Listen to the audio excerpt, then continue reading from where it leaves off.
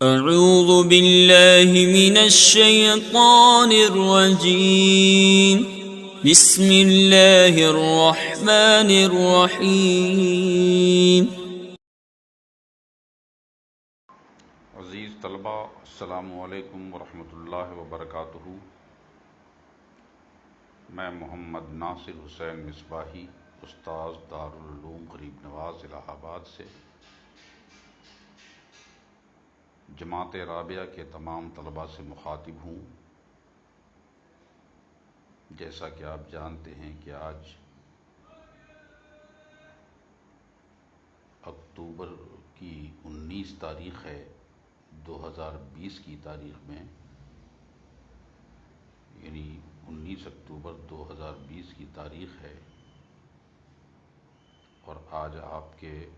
نصاب کی کتاب شرح وقائع کے نئے سبق کی شروعات ہوگی۔ اس لیے معمول کے مطابق ہمیں تمام بچوں سے امید ہے کہ سارے بچے اپنی اپنی کتابیں لے کر موجود ہوں گے اور اپنے ذوق و شوق اور لگن کے ساتھ مستعدی اور تیاری کے ساتھ اپنے سبق کی عبارت خوانی کریں گے، اور عبارت خوانی کے بعد پھر سبق کے ترجمے، مطالب اور ما لہو ما علیہ کو بغور سماعت کریں گے، اور تکرار بھی کریں گے، اعادہ بھی کریں گے۔ اس طرح کی تمام ذمہ داریوں کو ادا کرتے رہیں گے۔ آج سے پہلے جو آپ نے سبق پڑھا ہے وہ مائع جاری کے بارے میں، مائع جاری کسے کہتے ہیں اس کے بارے میں، پھر اس کے کچھ جزئیات بتائے گئے آپ کو، جو نہر کا پانی یا کنویں کا پانی ہلکے بہاؤ کے ساتھ بہنے والا ہے، وہاں پر وضو کیسے کریں، پھر وضو کرنا وہاں جائز ہے یا نہیں، کن شکلوں میں وضو کرنا جائز ہوگا، کن شکلوں میں وضو کرنا جائز نہیں ہوگا، یہ سب باتیں آپ کو بتائی گئیں۔ اس کے بعد ایک بات آئی تھی جہاں پر مصنف نے کہا تھا وَإِذَا كَانَ الْحَوْضُ صَغِيرًا يَدْخُلُ فِيهِ الْمَاءُ مِنْ جَانِبٍ وَيَخْرُجُ مِنْ جَانِبٍ آخَرٍ يَجُوزُ الْوُضُوءُ فِي جَمِيعِ جَوَانِبِهِ وَعَلَيْهِ الْفَتْوَى من غیر تفصیل بین ان یکون اربعا فی اربع او اقل فیجوز او اکثر فلا یجوز، واعلم انه اذا انتن الماء فان علم ان نتنه للنجاسة لا يجوز وإلا يجوز حملا على ان نتنه بطول المکث وغیر ذلك۔ یعنی ایک بات یہ آئی تھی پھر جس کا ذکر آج ہو رہا ہے، وہ یہ ہے کہ فرض کیجئے کہ مائع جاری سے تو طہارت جائز ہے، ضعیف الجریان پانی سے بھی طہارت جائز ہے، درحالے کہ وہ ایک تنکا بہا لے جائے یا آپ کا غسالہ بہا لے جائے، لیکن فرض کیجئے کہ ایک ایسا حوض ہے، ایک ایسا گڈھا ہے، ایک ایسا کنواں ہے چھوٹا والا جس کو حوض صغیر کہتے ہیں۔ اگر حوض صغیر ہے اور چھوٹا کنواں ہے، تو چھوٹا ہونے کے ساتھ ساتھ ایک خاص بات یہ ہے کہ يدخل فيه الماء من جانب، جس میں ایک جانب سے پانی بہہ رہا ہے، ويخرج من جانب آخر، اور دوسرے جانب سے پانی نکل رہا ہے،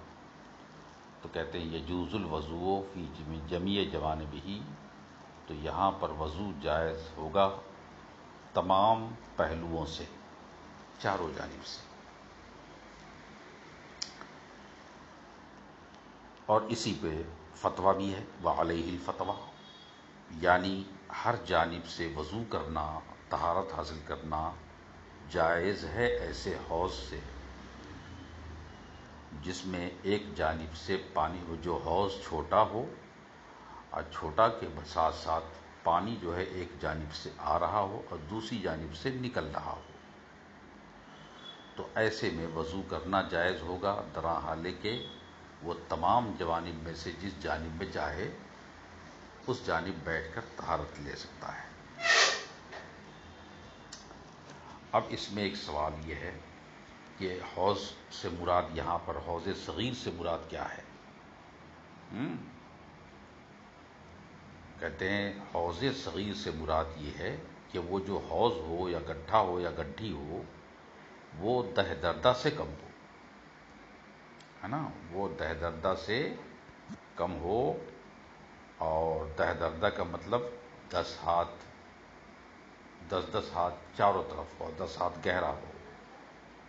ہے کہ نہیں؟ تو اس طرح چاروں طرف 10 ہاتھ ہونے کے بعد کا مطلب ہوا 40 فی 40، یا دہ دردہ 10 فی 10، ہے نا، یہ ہوا، تو 40 ہاتھ ہو گئے کل۔ تو اس لمبائی چوڑائی کے ساتھ اگر کوئی گڈھا ہے تو اس کو دہ دردہ کہتے ہیں، لیکن اس سے اگر کم ہے تو اس کو دہ دردہ نہیں کہا جائے گا بلکہ حوض صغیر کہا جائے گا۔ تو اس میں فتویٰ یہ ہے کہ اس میں ہر جانب سے وضو کرنا جائز ہے، وعلیہ الفتویٰ، اسی پر فتویٰ ہے، چاہے وہ داہنے جانب سے ہو، چاہے پانی کے داخل ہونے کی جانب سے ہو تو بھی آپ وضو کر سکتے ہیں ایسے حوض صغیر میں، یا پانی کے نکلنے کی جانب سے ہو تو بھی آپ وضو کر سکتے ہیں ایسے حوض صغیر میں۔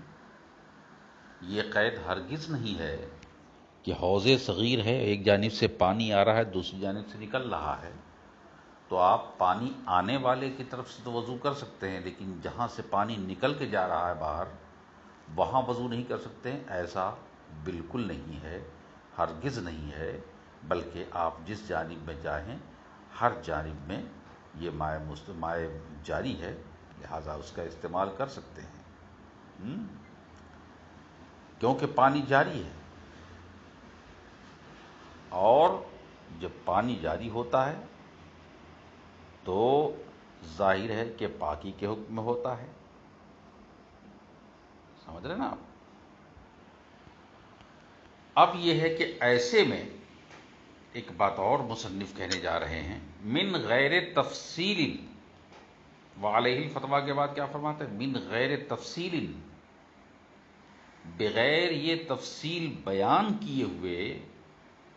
جائز ہے اس سے وضو کرنا چاروں جانب سے، یعنی ایسے حوض صغیر سے جس میں ایک جانب سے پانی آ رہا ہو دوسری جانب سے نکل رہا ہو، تو ایسے حوض صغیر سے وضو کرنا بغیر یہ تفصیل بیان کیے ہوئے جائز ہے۔ کیا تفصیل ہے وہ تفصیل یہ ہے کہ بین ان یکون 40 فی 40، کہ دہ دردہ ہے وہی 40 فی 40، یعنی چاروں طرف سے 10 ہاتھ ہے کہ نہیں ہے، 40 ہاتھ ہے کہ نہیں، کہ وہ 40 ہاتھ چاروں طرف سے ہے کہ نہیں، دہ دردہ ہے کہ نہیں، او اقل، یا دہ دردہ سے کم ہے۔ اگر دہ دردہ سے ہے تو جائز ہوگا، فیجوز، تب کہیں گے جائز ہے، ایسا نہیں ہے، او اکثرا، یا اس سے کم ہوگا، فلا یجوز، تو اس سے کم ہوگا تو جائز نہیں ہوگا، اگر دہ دردہ ہے فیجوز تو جائز ہو، یہ تفصیل نہیں بیان کرنا ہے آپ کو وہاں پر، اور اگر کم ہو، کیا کہتے ہیں، کم ہو تو اس میں فلا یجوز، تو وضو کرنا جائز نہ ہوگا۔ ہم یہ تفصیل وہاں پر بیان کرنے کی ہمیں قطعی ضرورت نہیں ہے کہ ایسے حوض صغیر میں ہم یہ تفصیل بیان کریں کہ یہ دہ دردہ ہے کہ نہیں، اگر دہ دردہ ہے تو اس سے وضو جائز ہے، اور دہ دردہ سے اگر کم ہے تو وضو جائز نہیں ہے، یہ وہاں بتانے کی قطعی ضرورت نہیں ہے۔ کہا کیوں؟ کہا اس لیے کہ پانی جاری ہے، اور جب پانی جاری ہے تو مائع جاری پاک است۔ اس لیے کہتے ہیں من غیر تفصیل، بغیر یہ تفصیل بتائے ہوئے اور بیان کیے ہوئے اس درمیان میں کہ یہ دہ دردہ ہے، چار چار ہاتھ چاروں طرف سے ہے، او اقل یا اس سے کم ہے، فیجوز چار چار ہاتھ چاروں طرف سے ہے، دہ دردہ ہے تو جائز ہوگا وضو، او اکثرا یا اقل، اور اگر اس سے کم ہے تو جائز نہ ہوگا، فلا یجوز۔ وہاں اقلیت اور اکثریت کی کوئی گنجائش نہیں ہے۔ اب یہ ہو گیا، اسی لیے انہوں نے بتایا وعلیہ الفتویٰ، علیہ الفتویٰ، اسی لیے انہوں نے فرمایا کہ 4 کا 4 میں ہونا یہ ضروری ہے وہاں پر، کہا اس سے کم میں بالکل نہیں جائز ہوگا۔ اب یہ ہے کہ اس کے بعد ایک اور تفصیل بتا رہے ہیں، وَاعْلَمْ أَنَّهُ إِذَا أَنْتَنَ الْمَاءُ، یاد رکھیے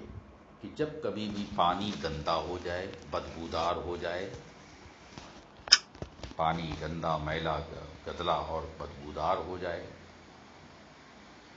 تو اس کے بارے میں آپ کا کیا خیال ہے کہ اس پانی سے وضو کرنا جائز ہوگا یا نہیں؟ ایسے پانی سے وضو کرنا جائز ہوگا یا نہیں؟ فرماتے ہیں کہ اگر اس کی بدبو نجاست کی بنیاد پر ہے تب تو آپ ہرگز وضو نہیں کر سکتے ہیں، ہے نا؟ یہ توضیح مسئلہ کر رہے ہیں کہ دیکھ لیجئے کہ اگر کیا کہتے ہیں کہ وہ کہاں گیا، وَعْلَمْ، جان لیجئے کہ اذا انت الماء، جب پانی بدبودار ہو جائے تو اب 2 حالت سے خالی نہیں ہے کہ اب وہ جو بدبو پیدا ہوئی ہے یا تو وہ کسی نجاست کی بنیاد پر، یا پھر نجاست کی بنیاد پر نہیں بلکہ کسی اور علت و سبب کی بنیاد پر، ہے نا؟ جیسے اختلاط نجاست ہے، یا پھر اختلاط نجاست نہیں ہے بلکہ طول مکث ہے نا؟ تو ان 2 صورتوں میں حکم بدل جائے گا۔ اگر اختلاط نجاست کی بنیاد پر وہ ناپاک ہوا ہے تو کہتے ہیں صاحب اس سے طہارت لینا جائز نہیں ہوگا، ہے نا؟ ہاں اگر جناب والا طول مکث کی بنیاد پر ہے تو کہتے ہیں اب یہاں پر آپ کا وضو کرنا یا تمام طہارتوں کا کام لینا اس سے جائز ہوگا اور مباح ہوگا۔ اسی لیے فرماتے ہیں فَإِنْ عُلِمَ وَعْلَمْ أَنَّهُ إِذَا أَنْتَنَ الْمَاءَ، جان لو کہ اگر پانی بدبودار ہو جائے، فَإِنْ عُلِمَ، تو اگر یہ معلوم ہو جائے کہ وہ بدبو جو پیدا ہوئی ہے کہ نہیں، کہ کسی اب تو کیسے جانا گیا؟ فَإِنْ عُلِمَ، اگر معلوم ہو جائے، خبر مل جائے، کیسے خبر مل جائے؟ کہتے ہیں یا تو بعید طور خبر آپ کو دے دی جائے کہ کسی مسلمان آدمی نے آپ کو بتایا ہے، مسلمان کے ساتھ ساتھ عادل آدمی نے آپ کو بتایا ہے، انصاف پسند آدمی نے بتایا ہے جس پر اعتبار کیا جا سکے، مسلمان ہو، عادل ہو، معتبر ہو، ایسے آدمی نے بتایا، اس لیے یقین ہو گیا کہ وہ نجاست کی بنیاد پر ناپاک ہوا، بدبو پیدا ہوئی ہے۔ یا پھر کسی آدمی نے نہیں بتایا آپ کو بلکہ علامات اور کچھ دلیلیں ایسی وہاں پر پائی گئی ہیں جن کی بنیاد پر آپ کہہ سکتے ہیں کہ وہ نجاست کی بنیاد پر بدبودار ہو گیا ہے، تو اس سے یقین پیدا ہو جائے گا یا ظن غالب پیدا ہو جائے گا، اور جب ظن غالب ہوتا ہے تو حکم یقین کی منزل میں ہوتا ہے، لہٰذا اب یہ ہو جائے گا کہ یہ نجاست کی وجہ سے بدبودار ہے، اور جب نجاست کی وجہ سے بدبودار ہے تو ظاہر ہے کہ اس سے وضو کرنا جائز نہیں ہوگا۔ باقی بحث اگلے طلباء، السلام علیکم ورحمۃ اللہ وبرکاتہ۔ میں محمد ناصر حسین مصباحی، استاد دارالعلوم غریب نواز الہ آباد سے جماعت رابعہ کے تمام طلباء سے مخاطب ہوں آج کے دن 20 اکتوبر 2020 کی تاریخ ہے،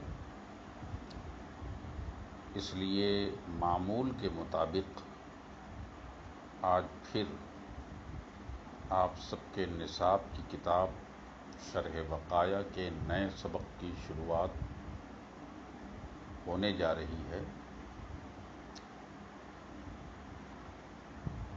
ہمیں آپ لوگوں کے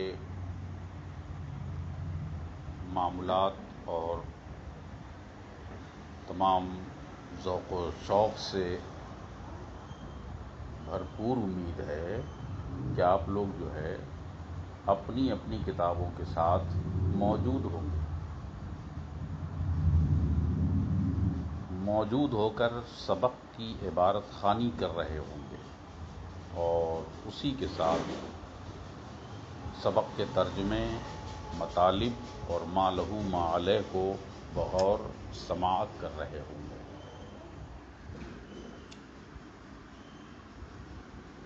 ابھی تک آپ نے جو کچھ پڑھا ہے وہ آپ کو یاد ہونا چاہیے کہ حوض اور دہدردہ سے متعلق آپ نے یہ حکم پڑھا کہ اگر کوئی ایسا تالاب ہے، کنواں ہے، گڈھا ہے یا نہر ہے یا گڑھیا ہے، علاقائی طور پر جو بھی جن لفظوں سے بھی یاد کرتے ہیں لوگ، انہیں کنواں کہیے، نہر کہیے، گڈھا کہیے، تالاب کہیے، اگر وہ ایسا ہے جو چھوٹا ہے، چھوٹا ہونے کا مطلب یہ ہے کہ دہ دردہ سے کم ہے نا، 40 ہاتھ سے چاروں طرف سے کم ہے، اور اس میں ایک جانب سے پانی آ رہا ہے اور دوسری جانب سے پانی جا رہا ہے، تو اس کے تمام جانبوں سے آپ وضو کر سکتے ہیں۔ یہ مفتاب قول ہے،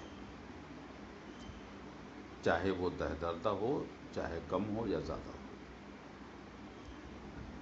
اور یہ بھی کہ پانی اگر بدبو ہو جائے تو بدبودار ہونے کا مطلب کیا ہوتا ہے، یہ بھی آپ نے جان لیا، یا تو نجاست کی بنیاد پہ ہے، تو ظاہر ہے کہ اس سے طہارت نہیں ہو سکتی ہے۔ لیکن اگر یہ بدبو نجاست کی بنیاد پہ نہیں ہے بلکہ طول مکث اور بہت دن ٹھہر جانے کی وجہ سے ہے، تو پھر اس سے آپ طہارت حاصل کر سکتے ہیں۔ اب آج کچھ نئے جزیات کا ذکر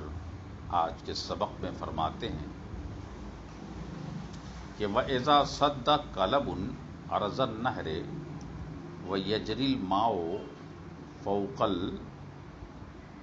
فَوْقَهُ إِنْ كَانَ مَا يُلَاقِي الْقَلْبَ أَقَلُّ مِمَّا لَا يُلَاقِيهِ يَجُوزُ الْوُضُوءُ فِي الْأَسْفَلِ وَإِلَّا لَا۔ قال الفقیہ ابو جعفر علی ھذا ادرکت مشائخی وعن ابی یوسف لا باس بالوضوء به اذا لم يتغیر احد اوصافه او کما قال۔ فرماتے ہیں کہ وَإِذَا صَدَّ قَلْبٌ، اگر کوئی کتا جو ہے بند کر دے عرض النہر، نہر کی چوڑائی اور کشادہ جگہ کو، نہر کی کشادگی کو کوئی کتا بند کر دے، چاہے وہ کتا میت یعنی مردہ ہو، تو مردہ ہونے میں تو نجس ہے ہی،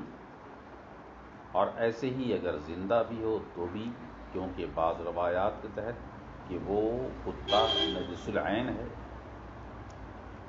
تو اب فرماتے ہیں کہ اگر کتا گر جاتا ہے پانی میں، اور مردہ حالت میں چاہے زندہ حالت میں، اور پانی میں گر کر نہر کی چوڑائی کو بند کر دیتا ہے، تو آیا اب اس کے آگے والے حصے سے آپ وضو کر سکتے ہیں یا نہیں کر سکتے ہیں؟ یہی سوال ہے، یہ ایک جزیہ بیان کر رہے ہیں۔ اس سے وضو کر سکتے ہیں یا نہیں کر سکتے ہیں، یہ فرما رہے ہیں۔ تو فرماتے ہیں دیکھیے دو حالت ہے۔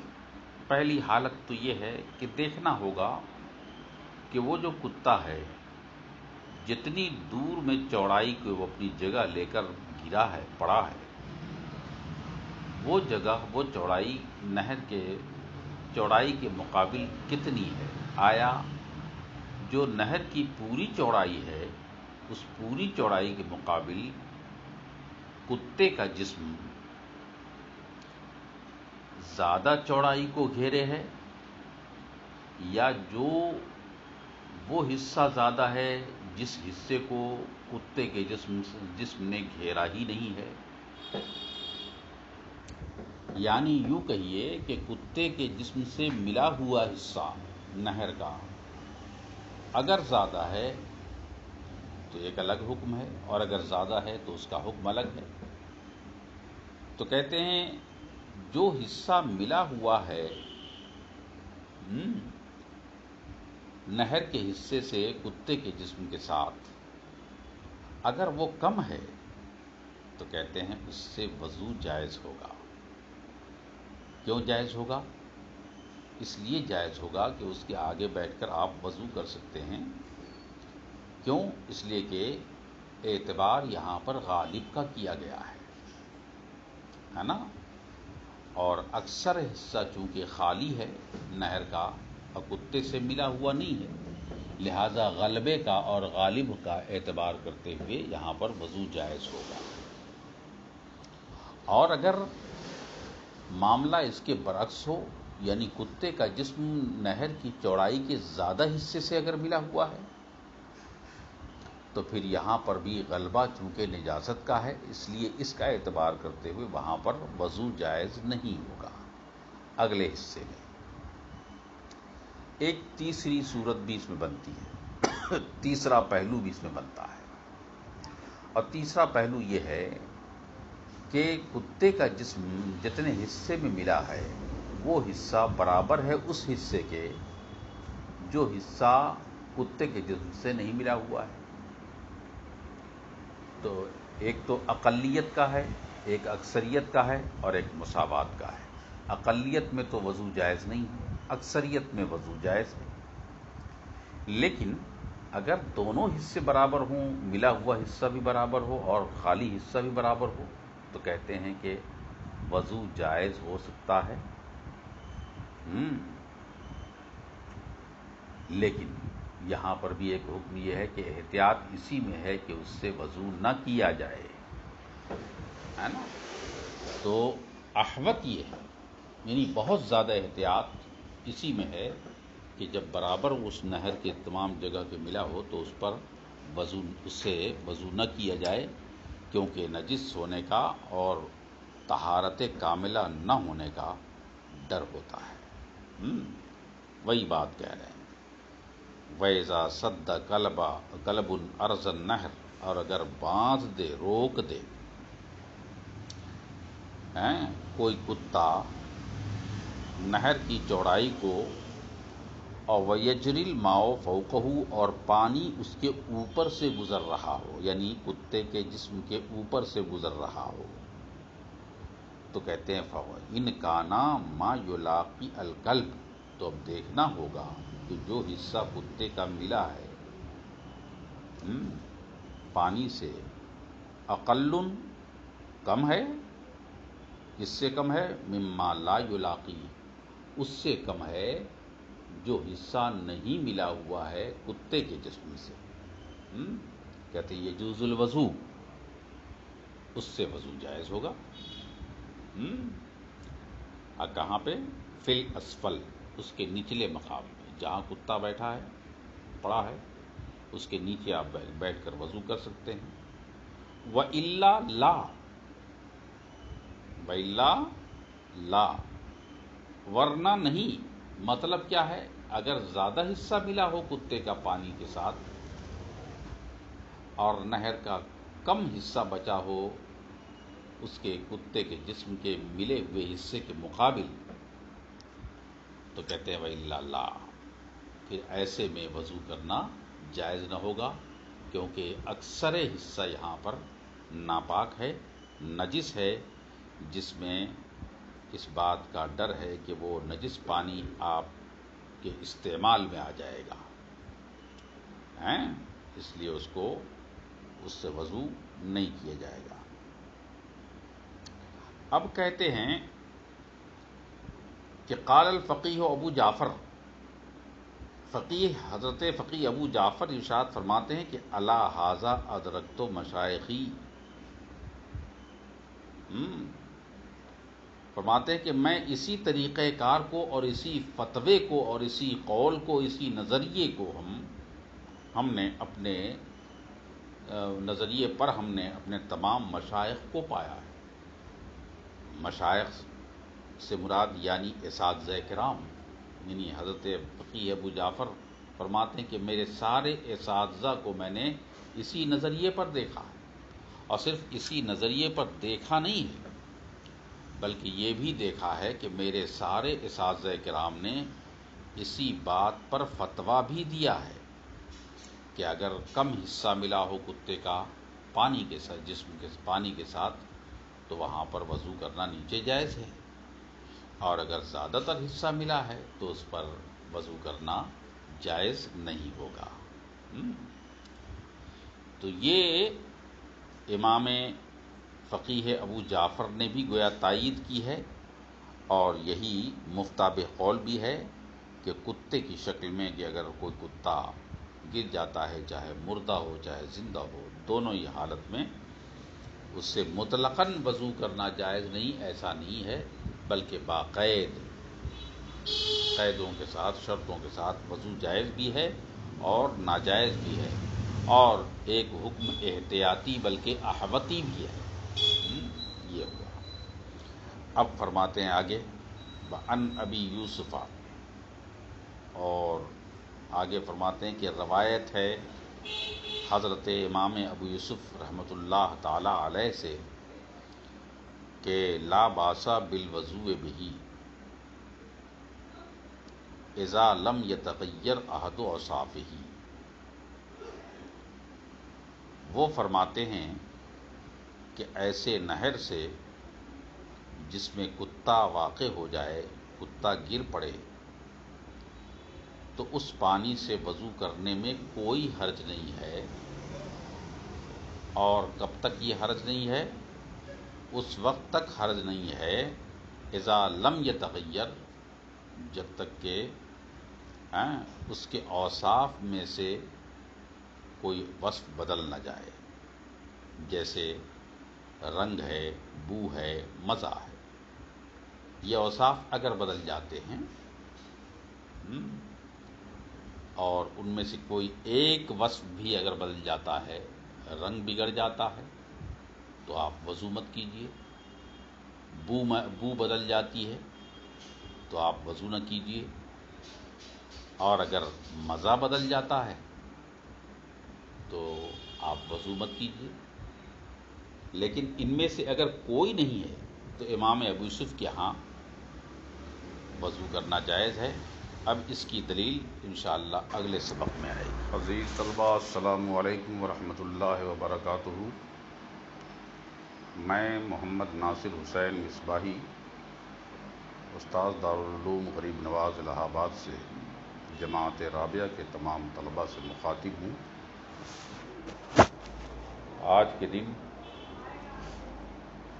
21 اکتوبر 2020 کی تاریخ ہے، اور معمول کے مطابق آپ کے نصاب کی کتاب شرح بقایا کے نئے سبق کی شروعات ہونے جا رہی ہے۔ ایسے میں ہمیں آپ کے معمول پر بھروسہ ہے، اور آپ لوگوں کی مستعدی، ذوق و لگن، محنت و دلچسپی سے پوری امید ہے کہ آپ سب کے سب بچے اپنی اپنی کتابوں کے ساتھ موجود ہوں گے۔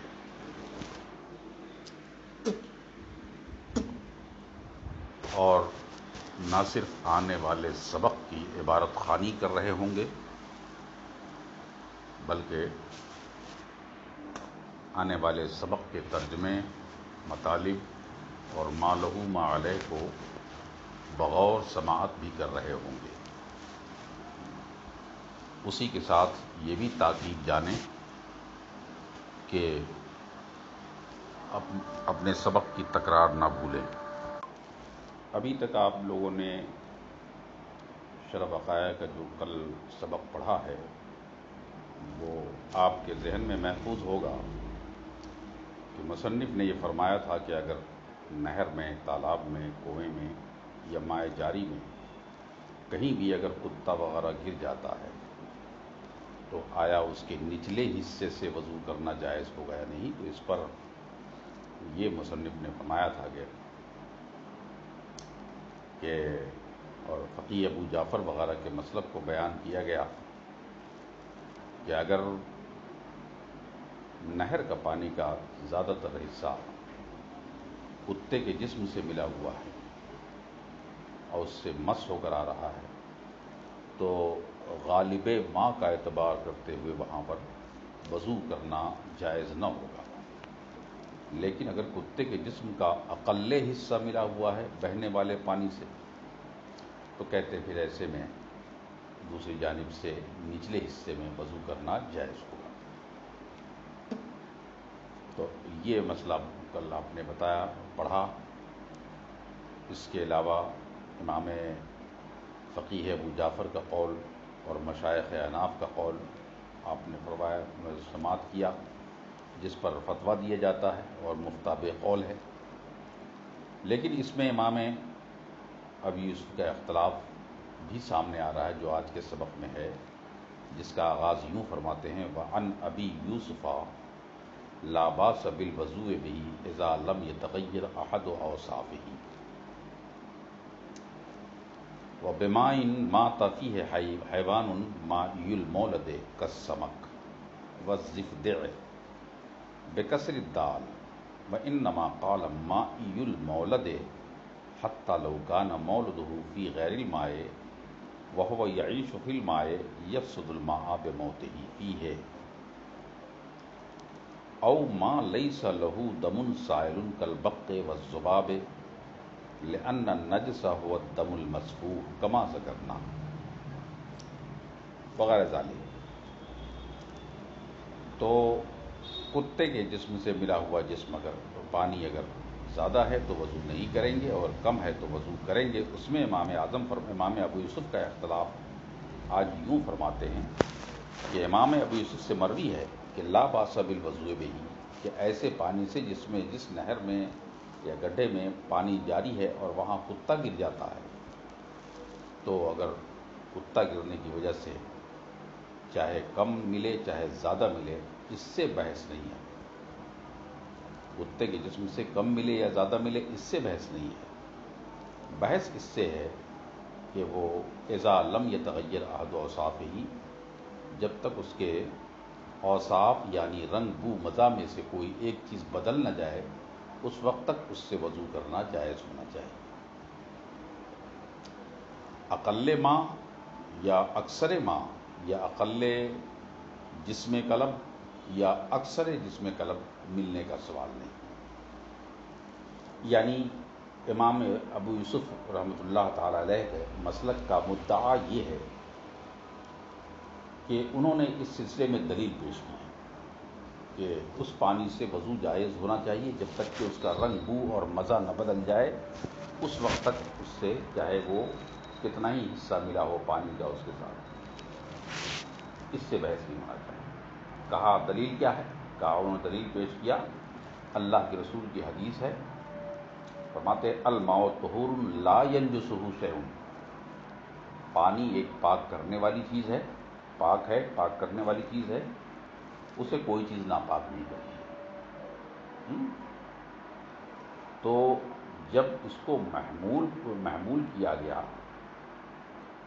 مائع جاری پر، تو مائع جاری کا تقاضا یہ ہوتا ہے کہ اس سے وضو جائز ہو اس کے نچلے حصے سے، ہے نا؟ مطلب یہ کہ جب مائع جاری پاک ہے تو اس کے نچلے سے حصے سے وضو جائز ہونا چاہیے، کیونکہ اس حدیث کا تقاضا یہی ہے کہ الماء طہور، پانی پاک کرنے والا ہے، اور اسی پر انہوں نے فتویٰ کا بھی حکم لگایا ہے کہ فتویٰ اسی پر ہے کہ ایسے پانی سے نیچے وضو جائز ہے۔ لہذا امام ابو یوسف کا یہ اختلاف اپنی جگہ برقرار رہے گا کہ وعن ابی یوسف، امام ابو یوسف کی روایت یہ ہے کہ لا باس بالوضوء بہ، کہ ایسے پانی سے وضو کرنا جائز ہوگا، حرج نہیں ہوگا، اذا لم یتغیر، یعنی جس میں کتا گر جائے، جب تک کہ اس کے اوصاف میں سے کوئی وصف بدل نہ جائے۔ پھر آگے کیا فرماتے ہیں؟ وَبِمَاءٍ مَاطَ فِيهِ حَیوَانٌ، اور ایسے پانی سے بھی وضو کرنا جائز ہے نا، اس پانی سے، تو یہ ماتا صفت ہے ماں کی، یعنی ایرے غیرے والا پانی نہیں، بلکہ وہ پانی جس میں مر جائے، فیہ حیوان، اس میں کوئی جاندار نہیں۔ تو اب مرنے کا جو اتفاق ہے، جو قید ہے، یہ احترازی نہیں ہے بلکہ اتفاقی ہے۔ تو کہنا ہی چاہتے ہیں کہ یجوز الوضوء بما، یوں کہیے کہ یجوز الوضوء بما مات فیہ حیوان، یعنی وضو کرنا اس پانی سے جائز ہے جس میں کوئی حیوان مر جائے، مگر مطلقاً نہیں، بلکہ مائی المولد، مائی المولد اگلی قید ہے، یعنی پانی کے اندر ہی اس کی پیدائش ہوتی ہو۔ اب ایسا کیوں ہے کہ پانی کے اندر پیدا ہونے والے جانور سے یا اس کے مر جانے سے پانی ناپاک نہیں ہوتا، اور ایسا کیوں ہے کہ اس سے آپ وضو بھی کر سکتے ہیں، غسل بھی کر سکتے ہیں؟ تو اس میں ایک حکمت بالغہ ہے، یہ یوں کہیے حکمت الہی بھی ہے، حکمت الہی ہے۔ کہتے ہیں جو جانور مائی المولد ہوتا ہے، جیسے مچھلی وغیرہ ہے، میڈک وغیرہ ہے، پسو وغیرہ ہے، یہ مچھلی، یہ سب جانور پانی میں پیدا ہوتے ہیں۔ کہتے ہیں یہ پیدا ہونے والے جانور سے پانی ناپاک نہیں ہوتا، اس سے وضو کیا جا سکتا ہے، غسل کیا جا سکتا ہے، کپڑے صاف کیے جا سکتے ہیں، مکان اور کپڑے سب صاف کیے جا سکتے ہیں۔ کہا کیوں؟ کہا اس لیے کہ یہ پاک ہے اور مرنے سے ناپاک نہیں ہوتا۔ کہا کیوں؟ کہا اس لیے کہ موت ایک ایسی چیز ہے جو ناپاک نہیں ہوتی بذات خود، یعنی خود موت کے بارے میں آپ یہ حکم نہیں لگا سکتے کہ یہ شیء نجس ہے۔ مرنے کا جو عمل ہے،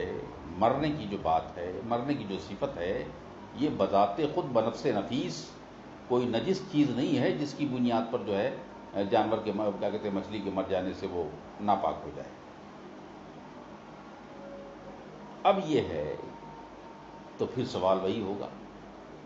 کہ پھر مچھلی اور میڈک کے علاوہ بھی جانور جو مر جاتے تو اس کی وجہ سے بھی ناپاک نہیں ہونا چاہیے، کیونکہ موت تو باعث نجاست ہے نہیں۔ تو ہم کہیں گے، فقہا فرماتے ہیں کہ موت فی نفس ہی تو نجاست نہیں ہے، لیکن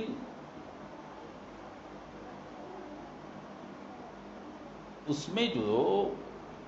حکم لگایا ہے مردہ کے حکم کے ناپاک ہونے کا، تو وہ دراصل اس کے اندر بہنے والا دم نجس ہے، بہنے والا دم نجس ہے۔ اور دم نجس کیا ہے؟ وہی دم نجس جس کے بارے میں اس سے پہلے بھی آپ کو بتا چکا ہوں، اسی کو دم مصفو بھی کہتے ہیں، بہنے والا ہو۔ تو جو جانور مرتا ہے اور باہر پیدا ہوتا ہے پانی سے، مائی المولد نہیں ہے، مائی المولد کے علاوہ کوئی جانور اگر اس میں مرتا ہے تو اس کے مر جانے سے ناپاک ہو جائے گا، کیونکہ اس کے اندر جو ہے دم نجس ہے، اور دم نجس کون ہے؟ دم مصفو ہے، جو بہنے والا خون ہوتا ہے۔ لہذا جو دم نجس ہے یا دم سائل ہے نسوں کے اندر، وہ کیا ہوتا ہے؟ وہ مرنے کے بعد ہے نا، مرنے کے بعد پورے بدن میں ہے نا وہ خلط ملط ہو جاتا ہے، وہ ناپاک ہو۔ جب پورے بدن میں خلط ملط ہو جاتا ہے تو پھر اس کے سارے اجزاء پورے جسم کے اجزاء میں منتشر ہو جاتے ہیں. لیکن یہ تو بات ہو گئی ان جانوروں کی جو غیر مائی المولد ہے. لیکن جو مائی المولد جانور ہے،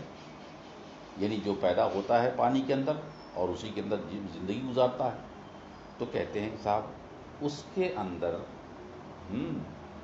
دم مسفوح نہیں ہے نا. دم مسفوح نہیں ہے یعنی وہی بہنے والا خون اس کے اندر نہیں ہے، لہذا دم نجس اس کے اندر نہیں ہے. کیونکہ جو دموی جانور ہوگا، جو دم مسفوح والا جانور ہوگا،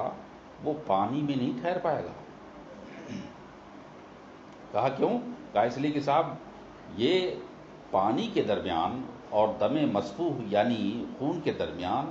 ایک منافات اور تضاد ہے، کیفیت کے اعتبار سے، طبعیت کے اعتبار سے. کیفیت اور طبعیت کے اعتبار سے دونوں خون میں، دونوں کے حالت میں فرق ہے. پانی کے اندر اگر رہے تو وہ خون دم مسفوح والا جانور اس کے اندر رہ نہیں سکتا ہے نا. اب رہی بات جناب مچھلی کی یا میڈک کی، تو کہتے ہیں کہ یہ ایسا جانور ہے جس میں دم مسفوح نہیں ہے. تو اب پھر ایک اعتراض ہوگا، جب مچھلی اور میڈک وغیرہ کے جانور کے مرنے سے وضو کر سکتے ہیں آپ اس پانی سے، تو پھر آپ ایسا کیوں دیکھتے ہیں کہ مچھلی کے اندر سرخ رنگ کے مادے ہوتے ہیں؟ کاٹنے کے بعد، اسے ٹکڑے کرنے کے بعد مچھلی کے اندر سرخ رنگ کے مادے اور رطوبتیں نکلتی ہیں. پھر اسے آپ کیا کہیں گے؟ وہ تو خون ہی ہے، تو دم تو اس کے اندر بھی پا لیا گیا. تو اس کی بنیاد پر وہ مچھلی کے مرنے سے ناپاک ہونا چاہیے پانی. تو فرماتے ہیں کہ دیکھیے، خون کا رنگ ہے لیکن دراصل حقیقی خون نہیں ہے، بلکہ یوں کہیے دم حقیقی نہیں ہے. کہا کیوں؟ کہا وہ جو خون ہے، آپ مچھلی کے اندر خون کہہ رہے ہیں، وہ دم حقیقی نہیں ہے. کہا پھر کیا ہے ہوگا؟ کہا اس لیے کہ اگر وہ دم حقیقی ہوتا اور اس خون کو اور اس رطوبت کو اگر دھوپ میں ڈال دیجئے تو اس خون کو جو مچھلی کے اندر ہوتا ہے اسے کالا اور سیاہ ہو جانا چاہیے. جبکہ آپ نے کبھی نہیں دیکھا ہوگا کہ مچھلی کے اندر سے سرخ رنگ کی رطوبت نکلنے والی چیز سیاہ ہو جائے. ہمیشہ سرخ اور ایک دم لال ٹون ہوا کرتی ہے. تو اس نے صاف ظاہر کر دیا کہ پانی میں پیدا ہونے والا جانور جو ہوتا ہے وہ دم مسفوح نہیں رکھتا ہے، اور وہ جو اگر سرخ رنگ کا مادہ ہے وہ دراصل خون نہیں بلکہ اس کی چکنائی ہوتی ہے. لہذا جب ایسا جانور پانی میں مر جائے گا تو اس کو نجس ہونے کا حکم نہیں دیا جائے گا، اس لیے کہ اس کا تقاضا یہی ہے کہ وہ پاک ہو اور صاف ہو، اور اس کی وجہ سے وضو جائز بھی ہونا چاہیے. تو کل ملا کر کے انہوں نے یہ فرمایا کہ مچھلی اور اس میں میڈک میں مر جانے سے اس سے پانی ناپاک نہیں ہوتا ہے،